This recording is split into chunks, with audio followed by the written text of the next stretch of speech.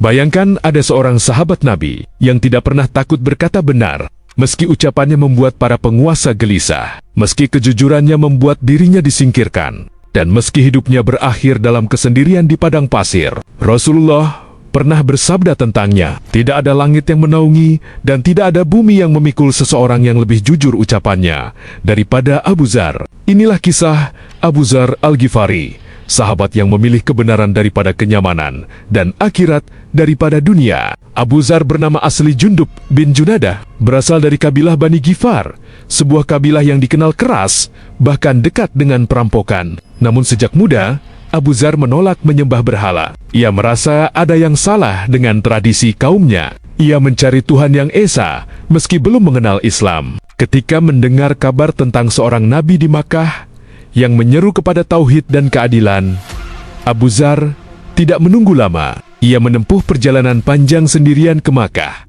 tanpa bekal, tanpa perlindungan. Di Makkah, Abu Dzar akhirnya bertemu Rasulullah dan langsung menerima Islam tanpa ragu. Namun keislamannya berbeda.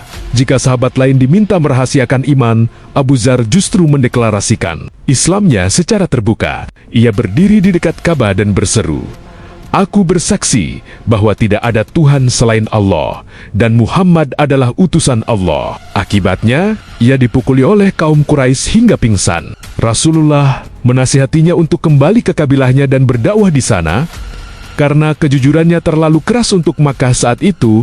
Setelah hijrah ke Madinah, Abu Dzar hidup sangat sederhana. Ia menolak kekayaan, menolak menumpuk harta, dan sangat keras terhadap sikap berlebihan dalam dunia. Ia sering mengingatkan orang-orang dengan ayat dan orang-orang yang menimbun emas dan perak. Maka beritahukanlah kepada mereka azab yang pedih. Baginya, Islam bukan hanya ibadah, tapi keadilan sosial dan kepedulian pada fakir miskin. Rasulullah memahami sifat Abu Dzar. Beliau mencintainya, namun juga tahu kejujuran Abu Dzar tidak mengenal kompromi. Pada masa Khalifah Utsman bin Affan radhiyallahu anhu, umat Islam mulai makmur, namun Abu Dzar gelisah.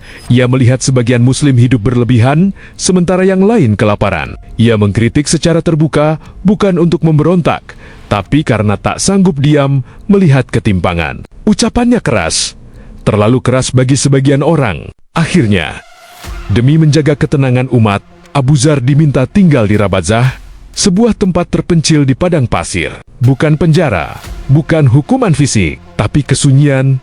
Di Rabazah, Abu Dzar hidup miskin hanya bersama istrinya. Ketika ajal mendekat, ia berkata, "Jika aku wafat, kafanilah aku dan letakkan jasadku di pinggir jalan. Akan ada rombongan muslim yang lewat."